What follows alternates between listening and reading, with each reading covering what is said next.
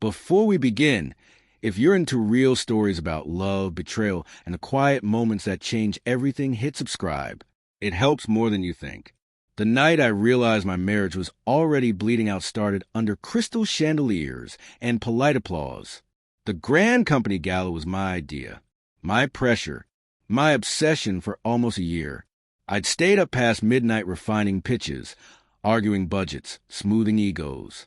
I'd watched this company grow from a folding table and bad coffee into something that could rent out a ballroom with a string quartet and a 5-course menu. That night was supposed to be a victory lap. My wife, Elena, stood beside me while donors shook my hand.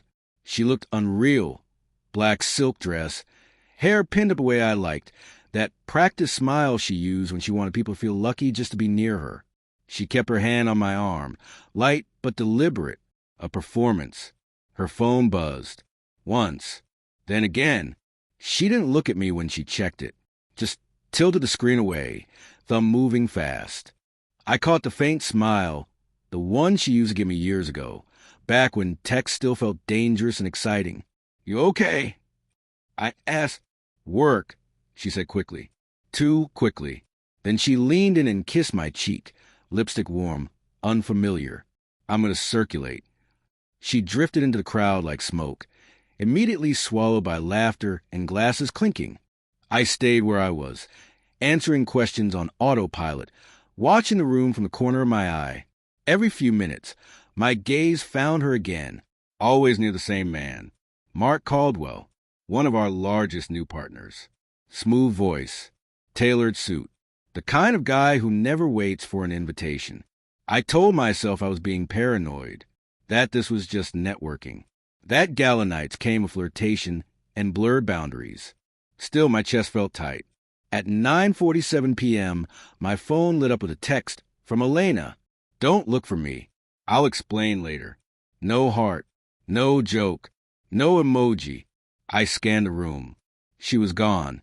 Her clutch still sat under our table. Her seat empty. Mark's too. The music swelled. Applause erupted for a speech I barely heard. I stood there, surrounded by people celebrating something I'd built, realizing my wife had just walked out of it, and maybe out of us. And I couldn't shake one question. What exactly was she explaining later? I tried calling her. Straight to voicemail. I told myself not to make a scene. Not tonight. Not here. So I smiled to the rest of the gala like a trained actor, shook hands, posed for photos, accepted congratulations that fell hollow. Every time my phone vibrated, my pulse spiked. Every time, it wasn't her. At 10:32 p.m., a junior associate leaned in and whispered, "Hey, is Elena okay?" That's when I knew people were already talking. I slipped into the hallway outside the ballroom, the noise muffled behind heavy doors. I called her again. This time it rang. Once. Twice. She answered, breathless. "Where are you?" I asked. A pause. Then ambient sound, elevator chimes, laughter too close to the phone. "I needed air," she said. "You're overreacting." "Mark left with you?" Another pause. Longer. "He offered to walk me out," she said. "You were busy." Busy. Building the life she was now stepping out of. "Send me your location," I said. She laughed. Actually laughed. "Don't do this." "Not tonight." The call ended. I stood there staring at my phone like it had personally betrayed me. Then my screen lit up again, not from her, from an unknown number. "You deserve to know what your wife is doing right now." Attached was a photo.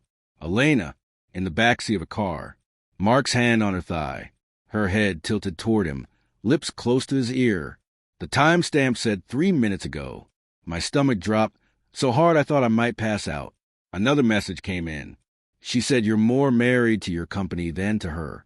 I slid down against the wall, the cold marble biting through my suit. My mind replayed months of small things I'd ignored. Late nights, sudden gym memberships, her phone always face down, the way she flinched when I touched her unexpectedly. I walked back into the ballroom like a ghost. The celebration felt obscene now. I grabbed my coat, nodded at people I couldn't see clearly anymore, and left the building alone. At home, her closet was missing a dress. the black silk one. At 1:14 a.m., she texted, "I didn't plan for this to happen."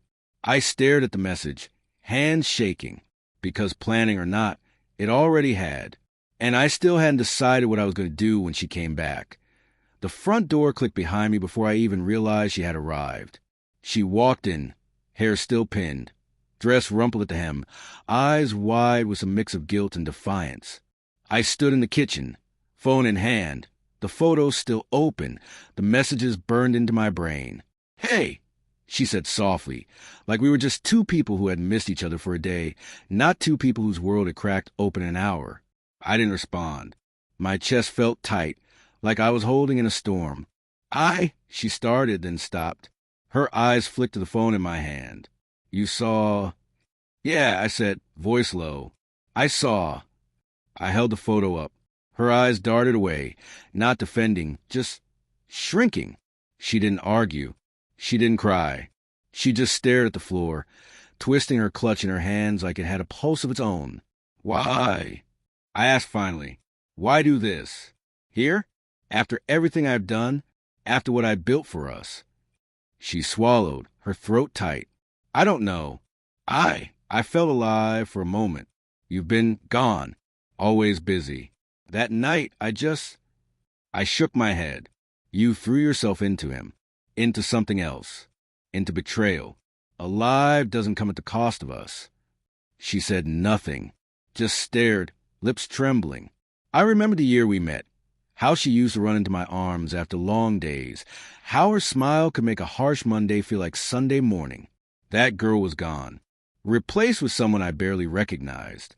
"I can't do this," I said, my voice breaking. "I can't pretend this is reparable. Not this time."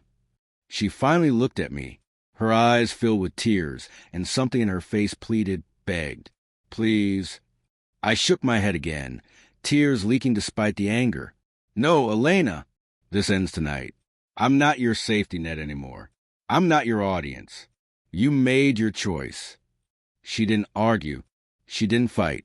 She just turned and left, the door clicking softly behind her. Silence filled the house, echoing in the empty spaces she had once owned. I sank onto the couch, hands trembling. The city outside sparkled like nothing had changed, but my world had shattered in the back seat of the car, in 3 photos, in a few unreadable messages. Some lessons don't come softly. Some love doesn't last. And some betrayals carve a hollow in your chest that even years won't touch. If you've ever loved and been broken, or known someone who left you in a moment you didn't see coming, share your story in the comments. And don't forget to subscribe.